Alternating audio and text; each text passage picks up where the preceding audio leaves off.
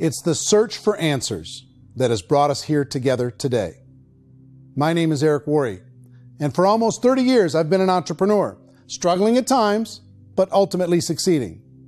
As a best-selling author, speaker, and business owner, I've spent my entire career helping millions of people around the world to become entrepreneurs. And I believe strongly that there is, in fact, a better way when it comes to how we make a living. The career landscape has changed dramatically, and many are still working in a model that is completely out of date. What worked for previous generations isn't working as well for people today. In this film, we're going to explore 3 important questions. First, what's really going on in our working world today? Second, in this new economy, is it better to become an entrepreneur, or is it safer to work for someone else? And third, if a person decides to become an entrepreneur and start their own business, how can they do it without taking on massive risk? To help in this journey, I've brought together some of the greatest experts and thought leaders in the field of entrepreneurship to share the real facts with you. My intention is to give you new information that will allow you to make choices that are not limited by an old, outdated model. Let's start by understanding what's going on in our working world today.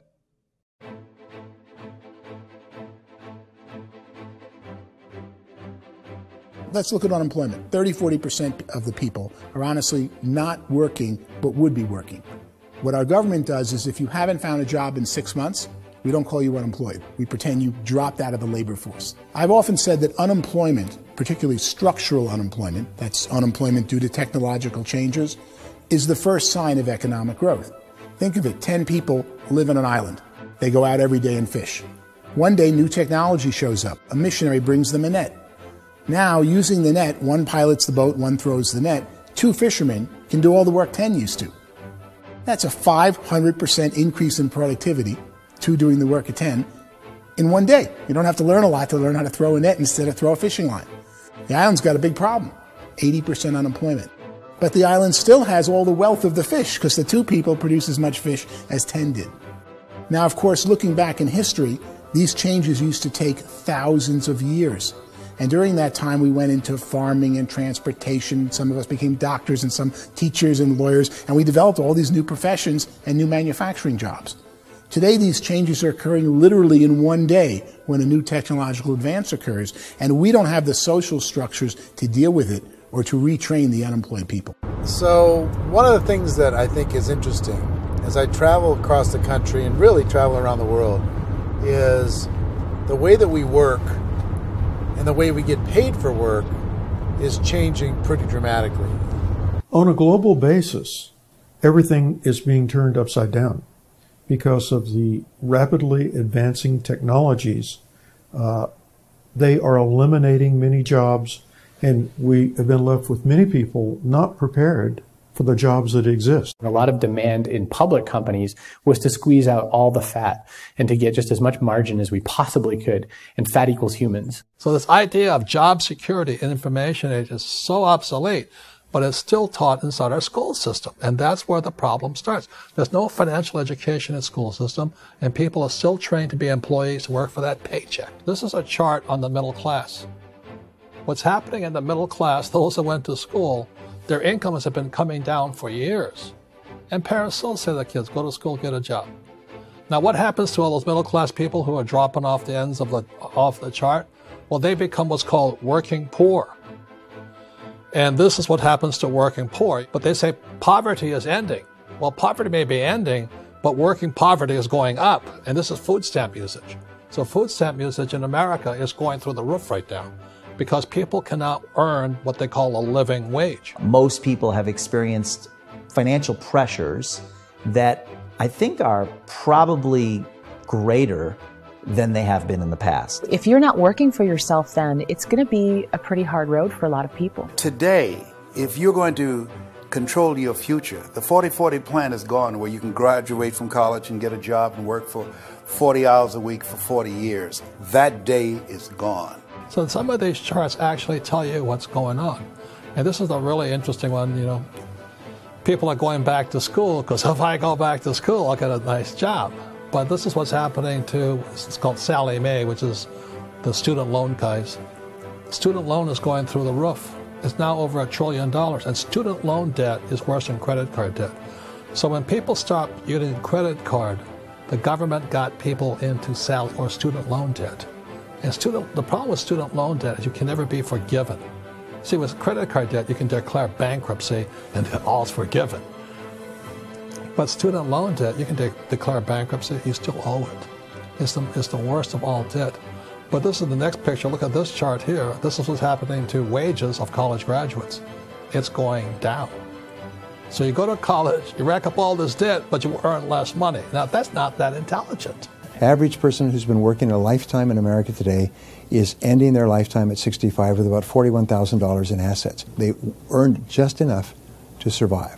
I think in the United States we have something like 17 trillion in debt. That's just the federal government debt. We got another 2 in municipal and in other, let's call it almost 20 trillion government.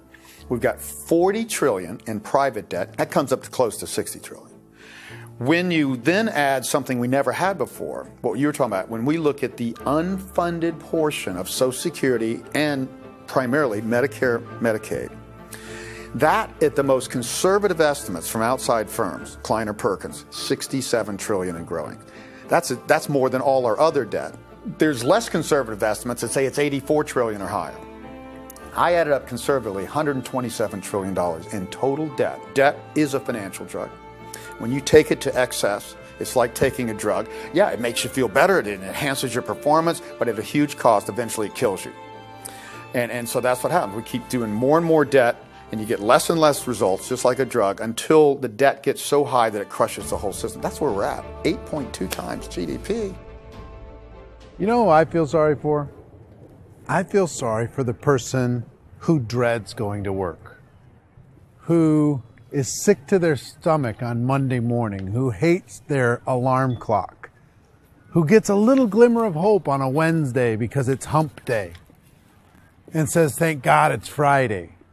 And they live for those 2 days a week where they get to be themselves and they don't have to be around people they don't like, and they don't have to play the political game in the office, and they don't have to live this half life. The person that works 50 weeks a year just to be able to have the 2 weeks for vacation. And you know what happens to most of them nowadays? They don't have a vacation. They have a staycation. They have time off of work, but they don't get to go where they want to go because they're overextended. They've got all this debt. They got all this situation. They hate their alarm clock. They can't sleep until they're done. They have to spend most of their life in traffic. I feel sorry for that group of people because there's a better way. They just don't know it. I see this really interesting attempt at rugged individuality in a 6x8 rectangle. And I feel like you're all the same, except for the little push pins of the pictures. There's different pictures. Yours is named Jenny and his is named Sujara, but it's the same people. And this is how they are, and they're just like the zombies, and there's no joy in there, there's no fun. There's always like the wacky woman who decorates her cubicle, and that's the most she can do there. You got to give her credits, right? The wacky cubicle woman. The basis for their life is worry. I'm worried, you know, maybe I'll get fired. I'm worried maybe my company will go out of business. I'm worried I can't keep spinning the plates on paying the bills. I'm worried about how do I send my kids to college. I'm worried, what if the transmission of my car breaks? That's, you know, 2 or 3, I can't fix it. People live in a sea of worry, and it eats at them. Those signs that people held up during the Depression didn't say looking for gainful employment in a cubicle. It said looking for work. Work is what we're looking for. Job is just a unit of measurement.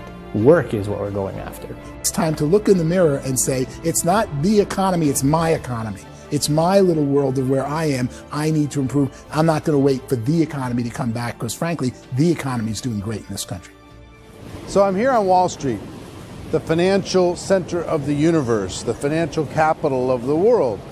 This is where most people's money goes to at least be held for a time, right? With interest rates in banks being effectively zero, and many experts are predicting it's going to stay at zero for the next 10, 20, even 30 years, people feel like they don't have any choice but to put their future into equities, to put their future into the hands of other people on this stock market, and hope that the stock market goes up, hope that the stocks that their advisors pick or that they pick goes up. That's one way to go, I guess. It's my personal belief that if you put your future into the hands of yourself, in other words, you have earning power by yourself, I think you're a better investment than these guys. I think controlling your future is a better option than handing over your retirement to these guys. The average household income in the United States is approximately $50,000 a year, what they call the middle class. To reach the top 25% of income earners, you need to earn at least $90,000 a year. To reach the top 10% would be a household income of $140,000, the top 5%, $190,000, and to be in the top 1%, you'd need a combined household income of at least $380,000 a year. So here's the question. What do you think would give you the best chance to move up and get to the top 10%, the top 5%, the top 1% or beyond? In my opinion, and in the opinion of many, many experts, the answer is to become an entrepreneur, to become your own boss. I think you have to be a business owner. I can't, the only time I ever say to someone it'd be great to be an employee is when they've already told me they've surrendered. I only tell people who are wounded spiritually that they should be an employee. And it's that feeling that you get when you pick up the backpack off the little Cub Scout and say, "Don't worry, little guy, we'll get you back to the camp." You know, it is in no way a kindness when I tell someone they'd be a great employee. The other status symbol really increasingly is lifestyle. And people who can own their own business, maybe even work out of their house, that I tell you, people admire that. Like, gosh, I wish I could do that. The spirit of the entrepreneur is to be a risk taker and to be resourceful and unstoppable and to have a vision of yourself beyond where you are and not willing to settle for life as it is. Think about the great entrepreneurs. They're visionary. They have heart. They're willing to do today what others won't so they can do tomorrow what others can't. Personally, I don't think of the new economy, the old economy. I create my own economy. The entrepreneur's in control. I decide what the economy is going to be like. In the world of entrepreneurship, there are no limits. You can make as much as you want, depending on how much you want to work and how smart you are and how great a team you put together. There's no more lifetime rewarding business than being an entrepreneur. Why in America, where anyone could be anything, would people want to give up their freedom and become effectively a modern-day slave, told shut up and be here every morning at 7:30, leave at 5:30, and do what I tell you? If people decide to become an entrepreneur and work for themselves, they have some traditional options, but they're riskier than you might think. Any kind of a retail business, retail build-outs, is extremely expensive. Even just these small little yogurt stores where they're putting little yogurt machines and you get all the different flavors, you're spending $200,000, $300,000, $400,000 to open a yogurt shop. I would love to buy a Dunkin' Donuts, but it's $500,000 or so to start.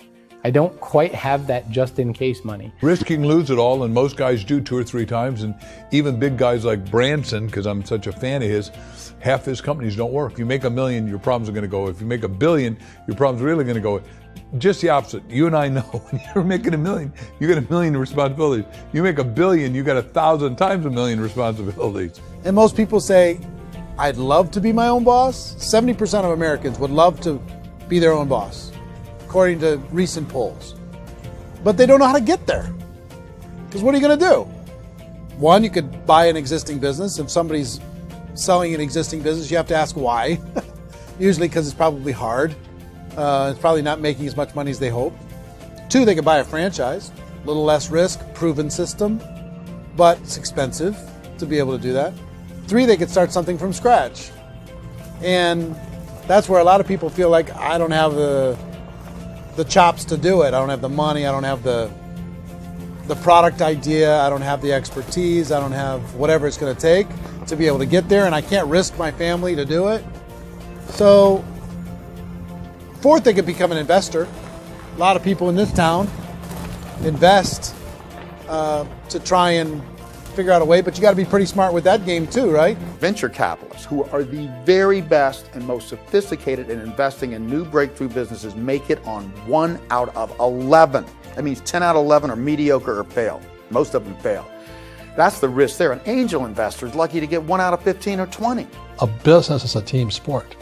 Like, I have to have accountants, I have to have engineers, I have to have system designers, I have to have sales, marketing, I have to have accounting, I have to have mission statements, I have to have legal and all that. The average Joe Schmo, even me, I go out there, I don't have the skills to put a business together. I think the bottom line for the 4 traditional options is they take money, sometimes a lot of it.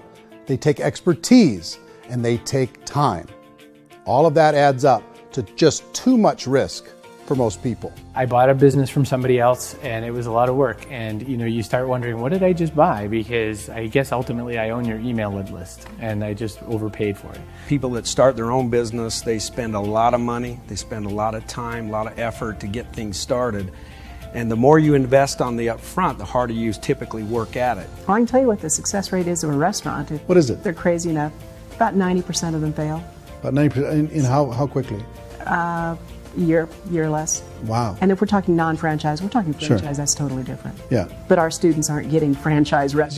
You got to invest the big money. Exactly. And with someone like McDonald's, you've had to work with the company for a long period of time, really know the To even have a business. chance at investing $1 million. Have a chance, and it's a slim chance. What if there was a way that you had all the proven aspects, the comfort aspects, and you could still control your own life?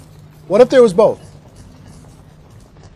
In other words, you didn't have to create everything from scratch. You didn't have to be a super leader. All you had to do, what if there was a proven product already? You didn't have to create the product. And there's a proven system already, proven training already. Everything except an employer. That was the only thing that you didn't have. Do you think more people would be open to working for themselves in that environment?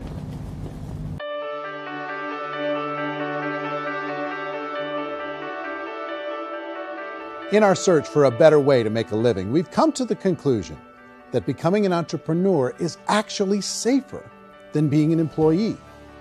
And through our look at the entrepreneurial options, one particular path kept coming up from expert after expert. And I think most people will find it surprising because it's certainly a non-traditional business model. That model is for people to start their own business and become an entrepreneur through the creation of a network marketing business. Some people call it direct selling because the product is being sold directly from the manufacturer to the end consumer, cutting out the middlemen.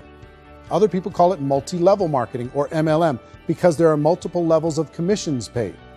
The most common term today is network marketing, because network marketing best describes using a large group of independent distributors, independent entrepreneurs, to move a product or service more efficiently. So my friend here, Donald Trump, and I, we always write about the network marketing industry. And the reason we support the network marketing industry is because it really is a business school for entrepreneurs. Because most people come out of school looking for a paycheck. Oh, that's terrible. I went to network marketing like that.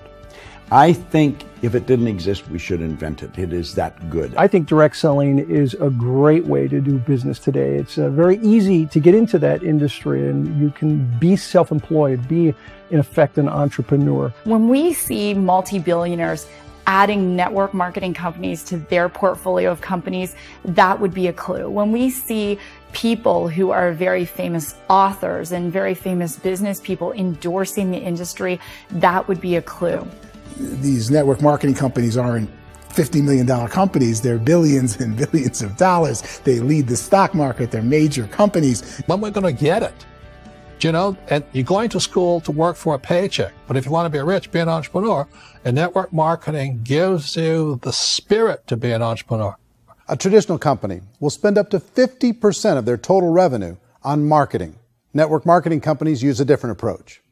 Instead of having all that extensive marketing expense, they utilize a network of independent distributors to do the marketing for them. Now, why do they do this? First, because word-of-mouth advertising is so much more effective today than traditional media advertising. Second, some products need to be explained or demonstrated and an independent salesperson can do that more effectively than an ad campaign. Third, it's completely efficient. The company only pays for the marketing of their product if a sale happens and not before.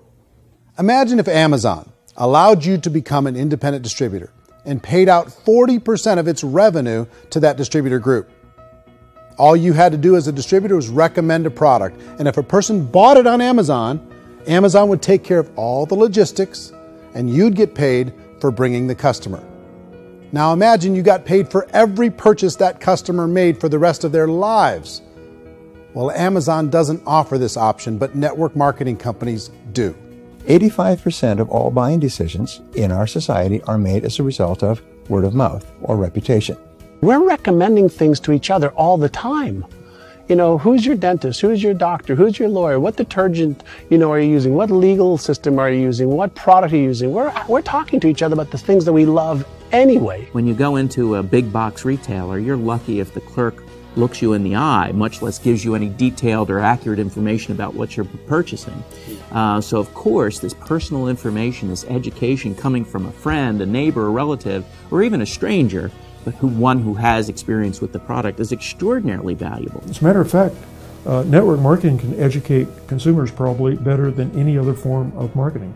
It certainly can do better than advertising, because advertising usually has a certain hype to it and you can only get limited information. So, network marketing trumps advertising. If you were a typical sales company and you wanted to sell $1 million a month worth of product, you might go find 100 superstar salespeople. The quota would be $10,000 a month. So network marketing as a distribution system just flips the numbers. So we use 10,000 happy, raving fans of a particular product, and we don't concern ourselves so much with how much product each one of them individually sells. If they sell just $100 or $200 a month, and there's 10,000 of them, you're selling $1 million to $2 million a month worth of product. And that's the best way I can explain how network marketing works. This is the marketing arm of the company. There's not money being wasted on bricks and mortar. There's not money being wasted on inventory that's sitting stagnant somewhere. There's not of employees standing around that don't have customers. These are people that are going to connect with customers. These companies allow people to become independent distributors for extremely low cost and with no minimum time or sales quota. Essentially, they own their own business and can provide as much or as little sales as they choose. In other words, the distributor gets all the benefits of traditional business ownership without the risk. The advantage of network marketing is the ease of entry, the low risk, and the low startup cost, because almost everything else has very high risk. You can get in for a minimal investment. You're buying into a system that's already been proven, products or services that have been proven to work. The keys to network marketing is providing an opportunity for the masses to get involved, providing an opportunity for the average person who doesn't have the resources to start their own business. All of this so far is fairly straightforward, but network marketing offers another benefit, and it's this benefit that makes it so interesting for entrepreneurs. Network marketing allows a distributor to build their own network of other distributors and then compensates them on the sales created by that entire group. Direct selling is, at its base, very simple. It's the sale of a product or service to an individual on a face-to-face, one-on-one basis, just the way we're talking right now. But there's an important element as well, and that's the offering in conjunction with that sale of product, the offering of an opportunity for someone to make something of themselves. No matter what your social status is, no matter what language that you speak, I mean, look how many unbelievable people are becoming successful that speak every kind of language out there. What an awesome gift to give the world. Instead of having to work your way up in a system and prove that you could be a sales manager, they just decided everybody can be a sales manager. Everybody gets to build a sales team from day one. And so what that brought into the system of growth as a direct selling company is the concept of compounding or geometric progression. Because now you can actually grow sales force very quickly because everybody is enrolling people in their own sales force. People who are like, oh, this is weird, I'm building a sales team, or what do you think you do at a regular company? How do you think a regular company works? Network marketing is the only industry that doesn't say your past determines your future. looks at your past and says, okay, now what can we train you to do so you can have a great future? Every other employer out there wants to exploit you for what you already know, not teach you something new. Network marketing has the potential to save the United States and the world because it's going to teach people not to be employees, but to be entrepreneurs.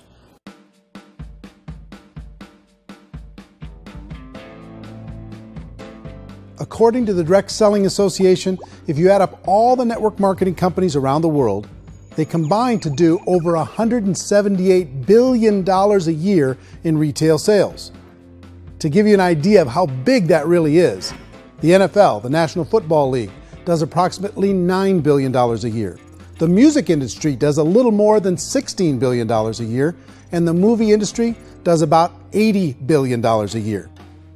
Using a conservative average, network marketing companies pay their distributors about 40% of that $178 billion in the form of commissions, which adds up to more than $71 billion a year. That's almost $6 billion a month. It's almost $200 million in commissions every single day. So it's certainly working, and people are making serious money in network marketing. With the growth of the direct selling industry over the last 10, 15, 20 years, we've seen a broader understanding of the channel. We have seen more and more people getting involved in the business. So our penetration in the marketplace has increased, and thus the understanding in the marketplace of who we are has increased. And we've seen non-direct selling companies look at the direct selling model and say, something's going on there. People are making money. Companies are being profitable, individuals are being motivated, product is being delivered to market. Maybe we should explore this. Some people think only the people at the top make money. Well, let's take a look at that as well. In the network marketing profession, there are roughly 500 people in the world who earn over $1 million a year. If you round that number up to $2 million a year, that adds up to about $1 billion a year. That takes the $71 billion paid out each year down to $70 billion. So where does the rest of the money go? The vast majority goes to part-time people making anywhere from a few $100s a month to many thousands of dollars a month. It goes to people who choose to make it a full-time career move and earning even more than that. Every day, people are using the money they earn through network marketing to pay off debt, have more fun, and improve the quality of their lives. Everyone I know in network marketing has been doing that since the 50s. They go to work when they want to go to work. They stop working when they want to take time with their children to have a leisurely breakfast and discuss issues and drive them to school. They go back to work when they get home, wherever they're working out of. The biggest thing that I've seen is people that have become much happier in their life. MLM has probably made more millionaires of more people in more countries, and I've spoken to them in 67 countries than any other single form of business, starting from nothing. If they have a choice between working a job for the next 10 years or working a network marketing business for the next 10 years, the result of working the network marketing business will be better.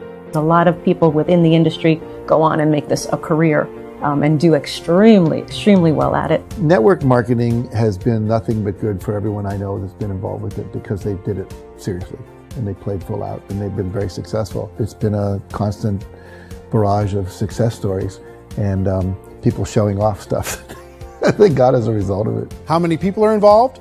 Approximately 16 million Americans and 96 million people around the world are currently participating in network marketing. And in a recent poll, 82% of those people report a good, very good, or excellent experience with network marketing. So people are happy.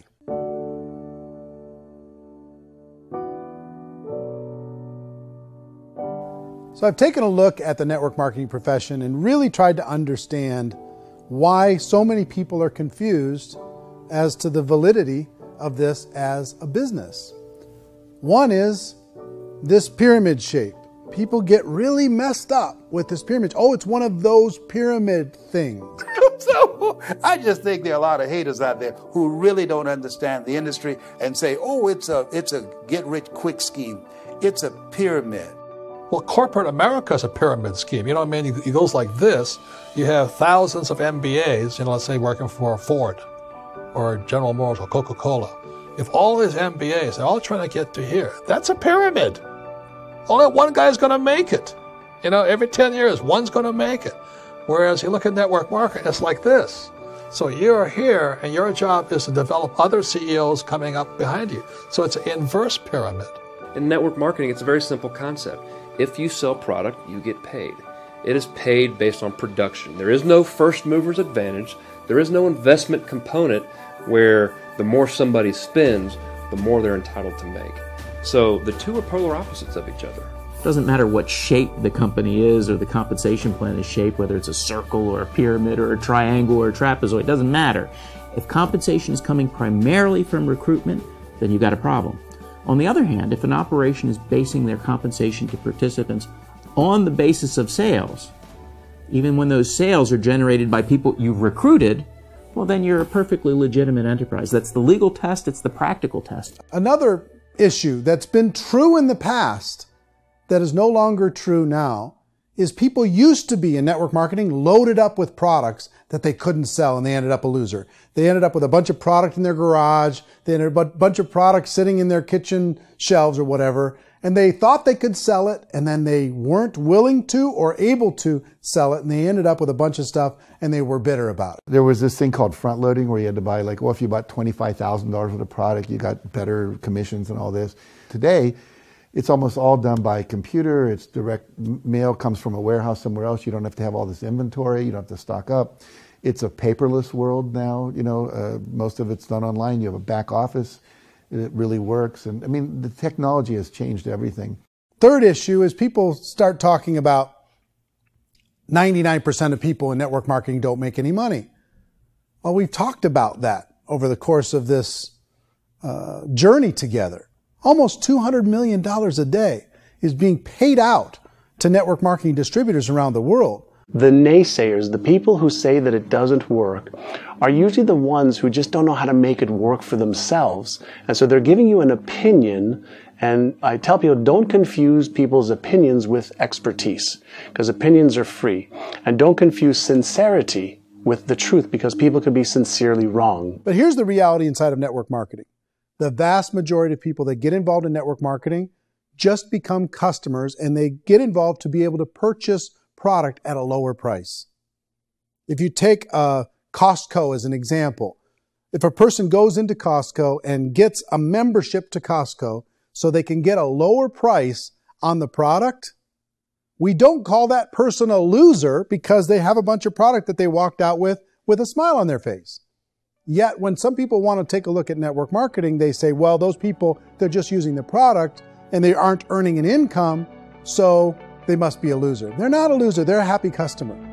That's the vast majority of people that are involved in network marketing. Now, a smaller percentage of those people decide to go build a business. They earn $300 a month, $500 a month, $1,000, $2,000. That's the bulk of earnings in network marketing. And then there's the few that really decide to take it serious, really decide to build a large network, really work to make that network very, very productive. And those people make huge amounts of money, and there's no cap. What I do as an outside economist, just somebody looking at this industry like any other industry I speak in, and say, look, what's the realities of this? 1% do incredibly well. 10% generate some additional income at pretty low risk and effort. That's not, and 90% of people roughly end up customers.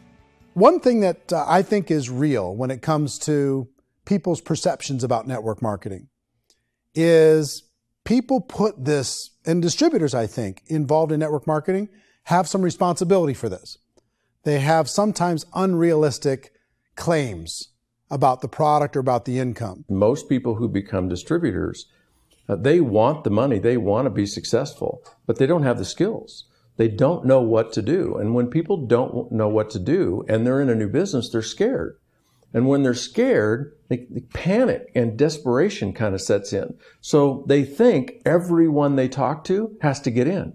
So if I talk to you and you say, well, no, I don't have time to do that, they're like, no, I need you. You have to do this or I won't be successful. So I start clawing on you. I start that desperation. So then I start making claims about the product, which are not appropriate, probably not even true. Or I start saying, let me show you how you can make all this money and you don't have to do anything, Eric.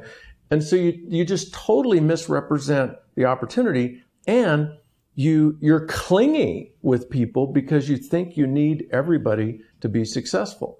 And you don't. You know, one of the messages that I try to deliver most forcefully to companies as well as salespeople in direct selling is that you don't have to overpromise. The reality is in network marketing, there's a lot of hard work involved. There's a lot of effort. You're going to have to develop yourself. It's a business like anything else. It's going to take some time, but in my opinion, it's better.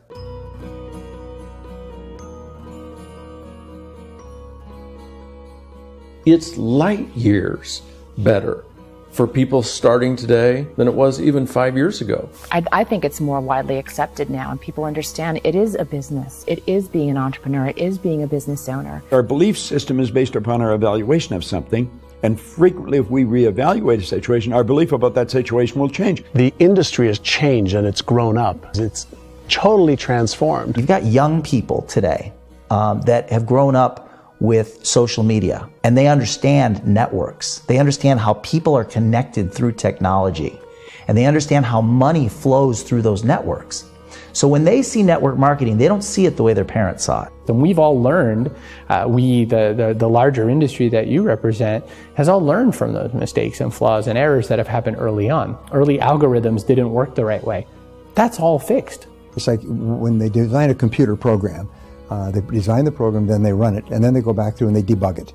The MLM industry has been debugged. This is the day of being virtual, being able to run a business from your mobile phone. I mean, it's incredible. Companies are getting smarter. They're implementing more consumer protections. They're implementing more compliance training. They're doing more with respect to product research. If you do get involved and you make purchases of inventory, even on a voluntary basis, if you decide that this business is not for you, you can leave and have that inventory repurchased by the company. There's no other business that offers that kind of protection on a voluntary, self-regulatory basis.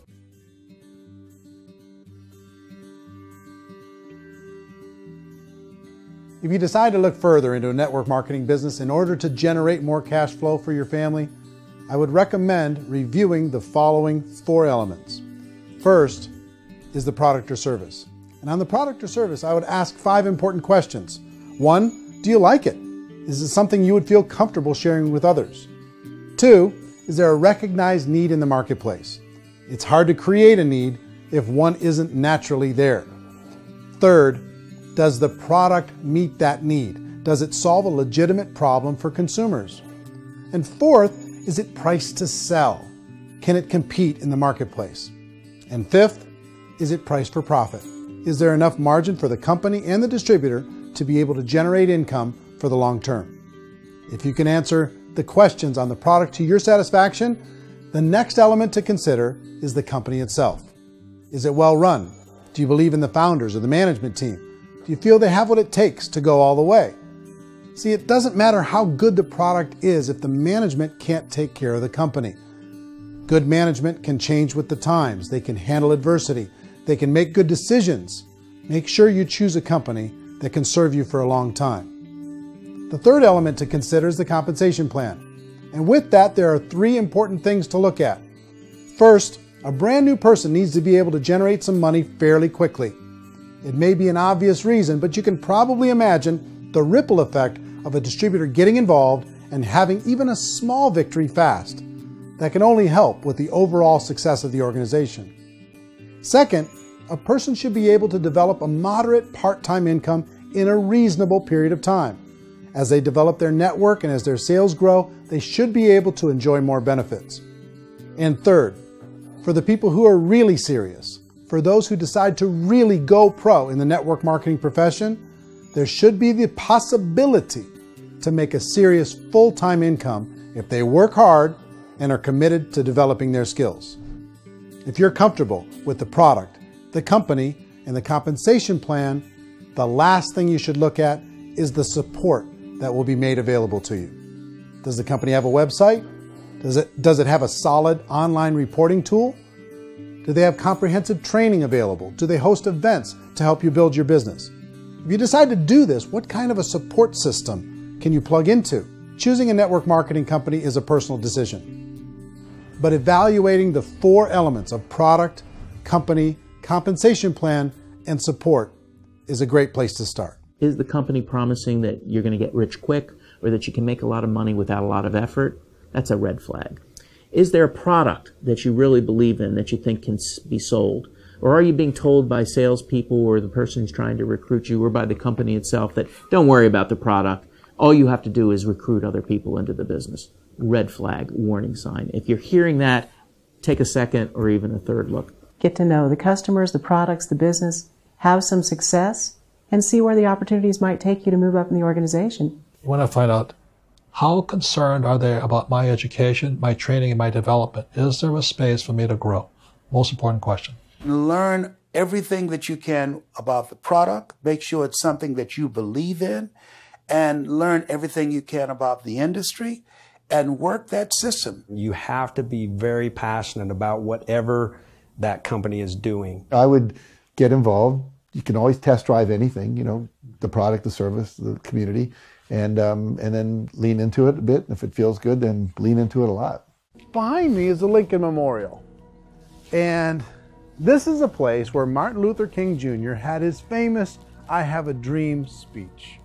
And at that speech, he talked about his dream for equality for everyone around the world. And that's a noble dream. But I think more people need to remember what it was like when they were kids and the dream was still alive in them. Before it got beaten out of them by reality, by this paycheck, by these responsibilities, and by having to live for this job to pay the bills. I think people need to remember that, go back to that. Once they know that there's a better way, I think their future is going to be much brighter. They can live a better life.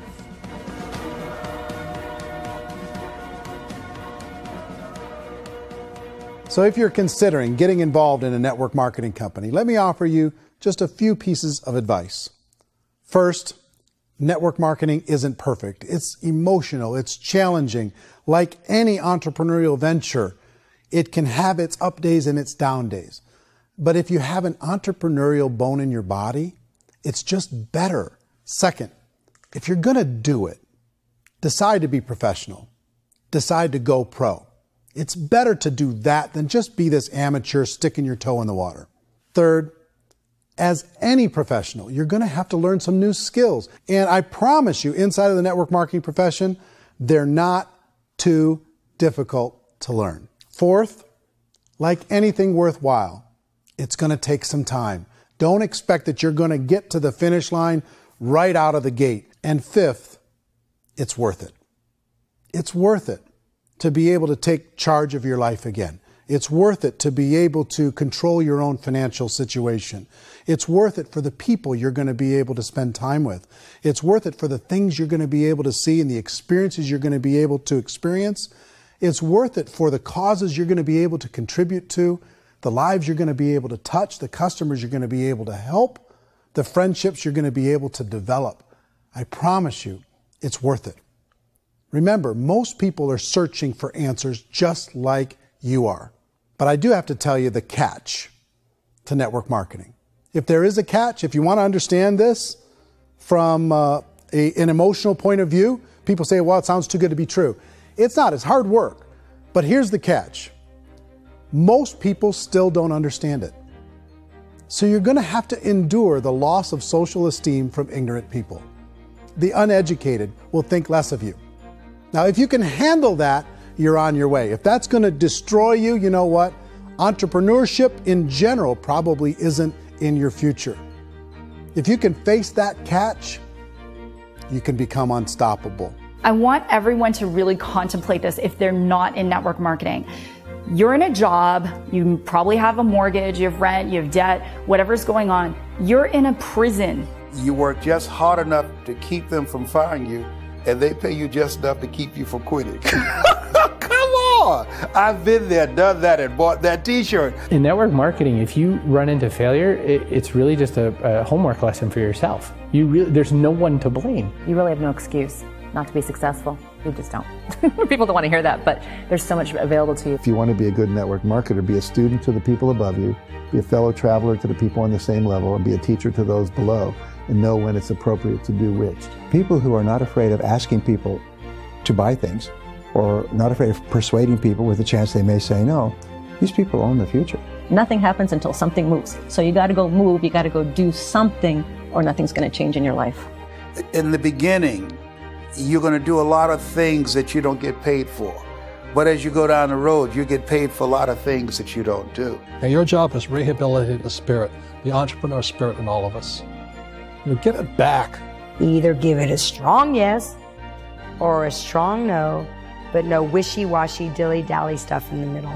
There's dreams and there are nightmares, but I believe that the biggest nightmare of all is when you don't pursue your dream. You're going to see some monumental growth in this profession. It's an exciting, exciting time to be involved with the network marketing profession. The next 10 years, I see just exponential growth. When that tipping point comes, it's not a matter of asking somebody, have you ever heard about network marketing? You're really asking them, which company are you building your wealth in? We are here to fix the world, to improve relationships with other people, to improve other lives. And the real reward comes as an entrepreneur in any level from teaching somebody something and watching them soar. There is no greater reward.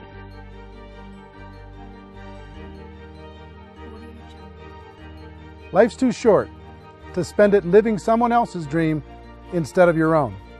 It's too short to spend it living at a fraction of your potential. Can being an entrepreneur be a challenge at times? Sure. But here's what you get in exchange. It can be yours. Something that you built, something that you created, something that you made happen. This balloon represents your dream. It represents entrepreneurship. My wish for all of you is that you would reach out and grab it. The choice is up to you.